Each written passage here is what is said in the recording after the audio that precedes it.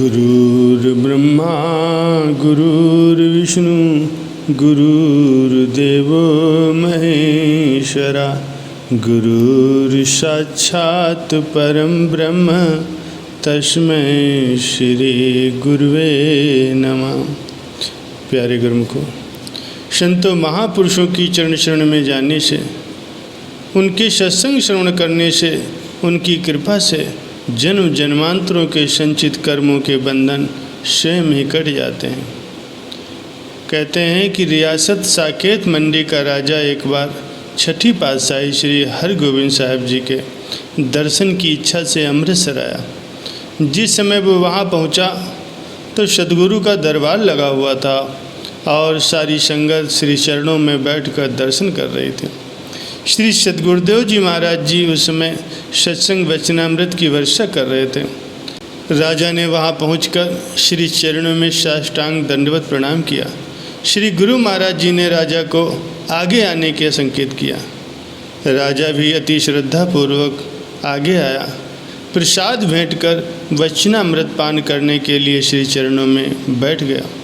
वचनामृत धारा कर्मों के विषय में चल रही थी कि जो मनुष्य को अपने किए गए कर्मों का फल अवश्य भुगतना पड़ता है तथा इसमें किसी भी प्रकार से कोई छुटकारा संभव नहीं है। लेख न मिटिए री सखी जो लिखिया करता, अर्थात जो भाग्य में विधाता ने लिख दिया है ये किसी के भी मिटाए नहीं मिट सकता। ये वचन सुनकर के राजा के चित्त में भ्रम उत्पन्न हो गया कि यदि महापुरुषों की शरण में आकर भी कर्म फल से छुटकारा नहीं मिला और उनका भुगतना अनिवार्य है तो फिर महापुरुषों की संगत में जाने से लाभ ही क्या है। मेरा तो यहाँ आना ही बेकार हो गया। त्रिकालदर्शी सद्गुरु उसके मन की बात जान गए, किंतु उस समय उचित अवसर न जानकर वे मौन रहे। सब सेवक सत्संग के उपरांत अपने अपने ठिकानों पर चले गए। राजा के लिए वहीं आश्रम में ही उचित खान पान का प्रबंध कर दिया गया। राजा ने वहाँ एक रात्रि शयन किया। दूसरे दिन पुनः दरबार लगा और नियमानुसार फिर सत्संग हुआ, परंतु राजा के मन में वही भ्रम का कांटा चुभ रहा था जो कल आते ही उसके मन में संदेह उत्पन्न हो गया था। राजा को सत्संग में कुछ भी रस नहीं आ रहा था क्योंकि उसका ध्यान कहीं दूसरी ओर था। सत्संग की समाप्ति पर राजा उठा और अपने आसन पर भोजन करके सो गया। उस रात उसने एक विचित्र स्वप्न देखा कि उसका जन्म एक चंडाल के घर में हुआ। युवा होने पर उसका विवाह हुआ और फिर बाल बच्चे हुए। बच्चों का पालन पोषण तथा विवाह आदि संपन्न कराया गया। फिर कुछ समय के पश्चात उसकी मृत्यु हो गई। पुनः उसे भूमि में दफन कर दिया गया। इतना सब कुछ देखने में केवल 1 मिनट का समय लगा। इसके बाद उसकी आँख खुल गई। आँख खुलने पर उसने स्वयं को उसी आश्रम के पलंग पर पाया। न तो वहाँ जंगल था न गांव था जहाँ उसने चंडाल का पूरा जीवन व्यतीत किया था। न वो घर था न वो परिवार था, न कोई पैदा हुआ था न कोई मरा था। सब कुछ मात्र स्वप्न था और स्वप्न बनकर ही रह गया। इस विलक्षण और अप्रत्याशित स्वप्न को देखकर राजा की आश्चर्य की कोई सीमा न रही। आश्चर्य के साथ साथ ये उलझन भी थी कि कहा जाता है कि दिन में जो काम किया जाता है या सोचा जाता है उसी से संबंधित रात में स्वप्न आते हैं। सोचने लगा कि मेरे चित्त में तो कभी कोई ऐसा विचार भी नहीं आया। इस विचित्र स्वप्न का क्या अर्थ हो सकता है। बहुत विचारने पर भी जब राजा की समझ में नहीं आया, प्रातः उसने श्री गुरु महाराज जी के चरणों में जाकर सारा वृत्तांत कह सुनाया। ये सुनकर गुरुदेव मौन रहे। इस प्रकार राजा वहाँ 2 दिन और रहे तथा इस स्वप्न ने उसे व्यथित ही किए रहा। 2 दिन के पश्चात श्री गुरु हरगोविंद साहब जी ने शिकार के लिए वन में जाना निश्चित किया तथा राजा को भी साथ चलने के लिए कहा। कुछ अन्य शिष्य सेवक भी साथ लिए। सब ने घोड़ों पर सवार होकर शिकार का सामान साथ लेकर वन की ओर प्रस्थान किया। श्री गुरु साहिब जी ने आज्ञा दी कि जिसके आगे से शिकार निकले केवल वही व्यक्ति उसका पीछा करे और शेष सभी साथी रुक जाएं। थोड़ी दूर वन में बढ़ने पर राजा के आगे से एक हिरन निकला। राजा ने अपना घोड़ा उसके पीछे डाल दिया। चौकड़ियाँ भरता हुआ हिरन एक छलावे की भांति कभी दृष्टि से ओझल हो जाता और कभी पुनः सामने आ जाता। राजा का घोड़ा उसके पीछे पीछे सरपट दौड़ रहा था, यहाँ तक कि शिकार और शिकारी दोनों बहुत दूर घने जंगल में निकल गए। अन्य सभी साथी पीछे छूट गए। घने वन में पहुंचकर हिरण भी आंखों से ओझल हो गया। राजा स्वयं भी अत्यंत थकित, भूख प्यास से व्यग्र और निढाल हो रहा था तथा घोड़ा भी थका मांदा भूख से व्याकुल था। अब उसे विश्राम के लिए ठिकाने की चिंता हुई। वो एक ऊंचे टीले पर जा चढ़ा। उसे कुछ दूरी पर धुआं उठता दिखाई दिया तथा आबादी के कुछ चिन्ह दिखाई दिए। राजा ने अपना घोड़ा उसी दिशा में बढ़ाया।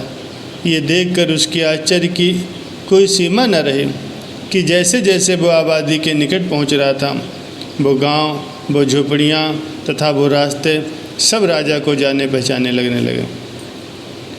स्वप्न की एक एक बात स्मृति पटल पर उभरने लगी। किस प्रकार उसका चंडाल के रूप में इस गांव में जन्म हुआ था। वहीं उसका छोटा सा घर था जहां उसने अपना बाल्यपन बिताया था। फिर इन्हीं गली कूचों में वो युवावस्था को प्राप्त हुआ और फिर उसके माता पिता का देहांत हो गया। तब वो अपने कुनबे का बड़ा बना। उसके कितने ही बेटे बेटियां, पोते पोतियां और प्रपोत थे। सभी उसका आदर करते थे तथा वो सबके साथ बड़े स्नेह का व्यवहार करता था। दीर्घायु सुख में बिताकर इसी गांव में उसकी मृत्यु हो गई। उसकी कब्र भी गांव के दूसरे सिरे पर बनाई गई थी, जहां उसके वियोग से पीड़ित पत्नी, उसके बच्चे प्रतिदिन शाम के समय दीपक जलाकर रखाते थे। ये समस्त घटनाएं पुतलियों के खेल की भांति उसकी दृष्टि में घूम गई और वो विचारों में खोया हुआ था। ठीक उसी मकान के द्वार पर आ पहुंचा जो स्वप्न काल में बिताए गए जीवन काल में उसका घर था। अभी वो इसी उधेड़ बुन में ही था कि घोड़े की हिनहिनाहट का शब्द सुनकर कुछ बालक घर से दौड़ते हुए बाहर आए और कोई पिता, कोई मामा, कोई नाना पुकारते हुए सब उसकी ओर दौड़ पड़े। राजा को भी ये सब अपने ही बालक और नातियों के समान प्रतीत हुए। वे सब उसे वहाँ आया देखकर प्रसन्न होकर उछलने कूदने लगे। किसी ने आगे बढ़कर उसके घोड़े की लगाम थाम ली और कोई उसकी रकाब में फंसी टांगों से लिपटकर चीखने चिल्लाने लगा। राजा हक्का बक्का सा होकर इधर उधर देखने लगा। विचित्र असमंजस की अवस्था थी। जी चाहता था कि घोड़ा दौड़ाकर यहाँ से भाग निकलूं, किंतु वैसा कर नहीं सकता था क्योंकि हृदय के एक कोने में इन बालकों के लिए ममता की भावना थी। करे तो क्या करे, जाए तो कहाँ जाए। बालकों की आवाज़ को सुनकर घर के भीतर से कुछ अन्य लोग बाहर निकल आए। ये लोग भी राजा को जाने पहचाने लगे। स्वप्न में बताए गए जीवन में वो इन सब से मिल चुका था। इनमें से कोई तो उसका पुत्र था, कोई भतीजा था, कोई भाई था, कोई अन्य संबंधी। प्रसन्नता की एक चीख सबके मुख से निकली, बाबा बाबा, हमने अपने खोए हुए बाबा को पा लिया। इस प्रकार की उच्च पुकार से आस पड़ोस गली मोहल्ले से एक बड़ी संख्या में स्त्री पुरुष बाहर निकल आए। स्त्री भी अपने पति को पाकर हर्ष से आंसू बहा रहे थे। सब ने मिलकर राजा को घेर लिया तथा परमात्मा का धन्यवाद करने लगे कि जिसने उनके बिछड़े हुए ग्राम प्रधान को जीवित रूप में मिला दिया, जिसे कि वो सब मृतक समझ रहे थे। किसी एक बड़े बूढ़े ने कहा, ऐसा प्रतीत होता है कि हमारी बिरादरी का प्रधान मरा नहीं था, लेकिन मरने का बहाना करके लेटा था, और जब हम लोगों ने इसे मृतक समझकर दफन कर दिया तो ये कब्र से भाग निकला। शायद इसे कहीं से बहुत बड़ा खजाना हाथ में लग गया है, तभी तो ये इतना मूल्यवान परिधान पहने और एक सुसज्जित घोड़े पर सवार है। खैर जो हो, यदि ये मालदार बन गया है तब भी हमारा अपना प्रधान ही है। परमात्मा का लाख लाख धन्यवाद है, ये स्वतः लौट आया है। एक अन्य ने कहा, अब देखते क्या हो, इसे घर में ले चलो, स्वागत सत्कार करो और खुशी के डंके बजाओ। अब पत्नी ने आगे बढ़कर बड़े प्रेम पूर्वक कहा, चलो अब घोड़े से उतरे, तनिक बच्चों की दशा तो देखो, ये तुम्हारे लिए रो रो कर आधे रह गए हैं। रो रो कर मैंने और परिवार के कितने लोगों ने रातों को आँखों में ही गुजार दिया। इधर तुम हो कि इस प्रकार से बने ठने घोड़े पर सवार हो, मानो किसी देश के राजा हो। चलो अभी देख क्या रहे हो, तुम्हारा अपना ही घर है। स्त्री की ये बात राजा के हृदय में मर्मभेदी बाण के समान लगी। पत्नी व अन्य संबंधी मिलकर उसे घोड़े से नीचे उतारने लगे और घर के अंदर ले जाने लगे। राजा के प्राण विचित्र संकट में फंसे थे, न उससे इनकार करते बनता था न इकरार करते। जी में विचार करने लगा कि मैं तो वास्तव में साकेत मंडी का राजा हूँ तथा श्री गुरु महाराज जी के दर्शनों के लिए आया था। ये क्या माजरा है कि स्वप्न के संबंधी सब अपने बन रहे हैं और मैं एक राजा होकर के चंडाल कैसे हो सकता हूँ। भाई वाह, खूब शिकार को निकले कि स्वयं ही शिकार होकर के रह गए। अब इस झंझट से किस प्रकार से पीछा छुड़वाऊँ। आपत्ति के समय गुरुदेव के अतिरिक्त और कौन सहायक बन सकता। मन ही मन राजा ने श्री गुरु महाराज जी का स्मरण किया और अर्थ प्रार्थना की कि हे प्रभु, जिस प्रकार से भी हो मुझे इस विपत्ति से छुड़ाइए। एक ओर संबंधी खींच रहे हैं और दूसरी ओर राजा आंखें मूंदे अपने गुरुदेव से सहायता की याचना कर रहा। राजा के स्मरण करते ही तत्क्षण दूर से धूल उड़ती हुई दिखाई दी। घोड़ों की टापों की आवाज़ें गूंजने लगीं। श्री गुरु महाराज जी कुछ सेवकों के साथ वहाँ पहुँचे। बस्ती के लोगों की भीड़ जमा थी। श्री गुरु साहिब अपना घोड़ा दौड़ाते हुए इस भीड़ के मध्य में आकर रुके, जहाँ सब लोग राजा को घेरे हुए हठात घर की ओर ले जाने का यत्न कर रहे थे। गुरुदेव को सम्मुख पाकर राजा ने प्रणाम किया और सुख की सांस ली। अन्य सब भी उस ओर आकृष्ट हुए। गुरु साहिब ने उन लोगों से पूछा कि यहाँ क्या झगड़ा है। इनमें से एक ने पूरी वार्ता का वर्णन यूँ किया कि 3 दिन पूर्व हमारे गांव के प्रधान का देहांत हो गया था। हम लोग उसे कब्र में गाड़ आए थे। आज ये जीगता जागता हमारे सामने खड़ा है और प्रधान होने से इनकार कर रहा और स्वयं को साकेत मंडी का राजा बतलाता। ये भी परमात्मा की असीम कृपा हुई कि जो इधर आ गया है, अन्यथा ये स्वयं कब आने वाला था। अब ये लाख हमसे पीछा छुड़ाने का यत्न करें, हम कब इसे छोड़ने वाले हैं। भगवान, आप संयोगवश यहाँ आ गए हैं तो आप ही न्याय कर दीजिए, हम इसे जाने नहीं देंगे। उनके मुख से पूरी वार्ता सुनकर श्री गुरु महाराज जी बोले, भाई लोगों, तुम्हारी बात ठीक हो सकती है, किंतु ये भी सत्य कह रहा है, ये सचमुच ही साकेत मंडी का राजा और हमारे दर्शन के लिए अमृतसर आया था। 4 दिन से ये हमारे अतिथि हैं। आज प्रातः हमारे साथ शिकार खेलने के लिए निकले थे। एक हिरन का पीछा करते हुए यहाँ तक आ पहुँचे। हम लोग पीछे रह गए थे। इन्हें तलाश करते हुए यहाँ चले आए। तुम लोगों को अवश्य ही कुछ भ्रम हुआ होगा।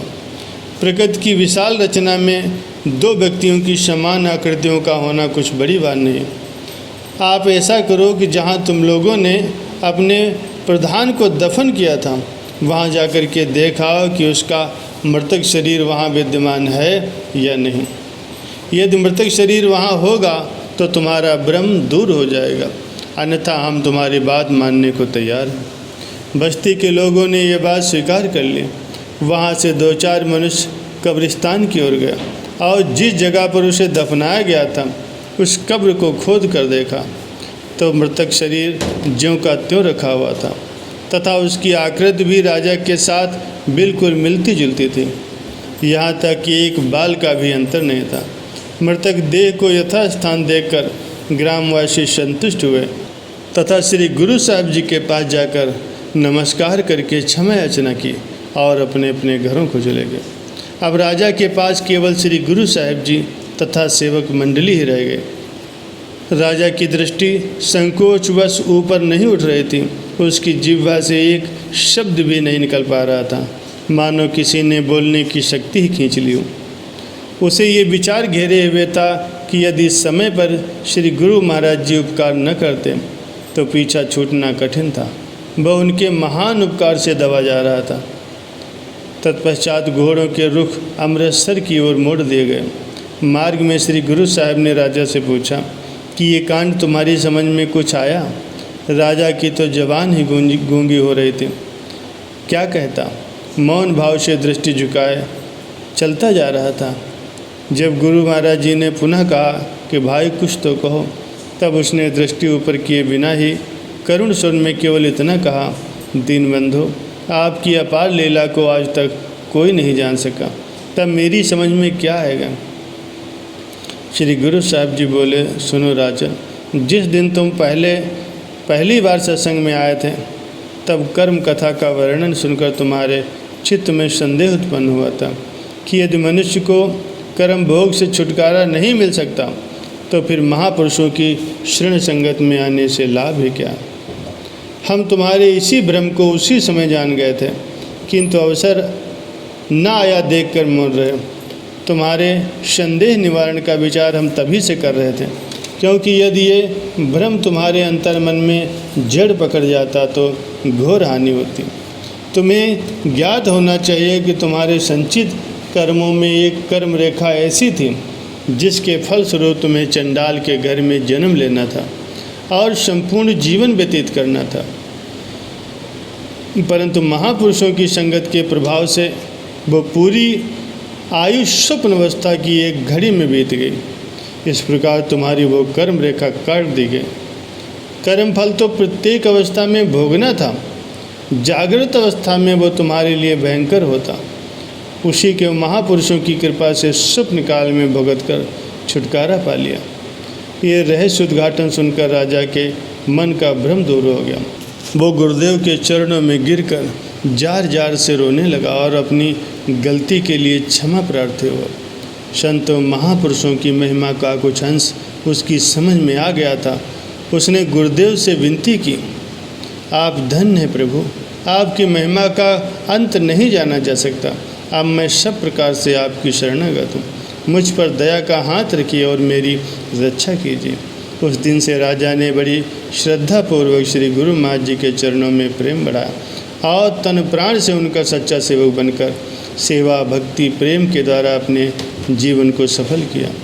संतों ने कहा है, एक घड़ी आधी घड़ी आधी से पुनियाद, तुलसी संगत साधकी कटे कोटि अपराध। संतों की संगत चाहे एक घड़ी के लिए हो चाहे आधी घड़ी के लिए या आधी से भी आधी घड़ी के लिए हो, इतने अल्पकाल के सत्संग का प्रभाव भी मनुष्य के करोड़ों पाप करोड़ों कर्म बंधनों को काट देता है। इस कथन में कोई संदेह न करे, ये यथार्थ सत्य है और यथार्थ ही रहेगा।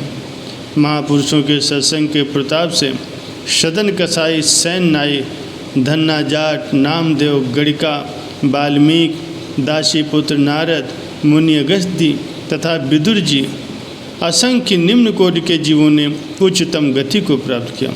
कितने ही पापी जीव वर्तमान समय में सत्संग के प्रताप से सुमार्ग पर चल करके सुगति को प्राप्त कर रहे हैं और भविष्य में भी प्राप्त करते रहेंगे।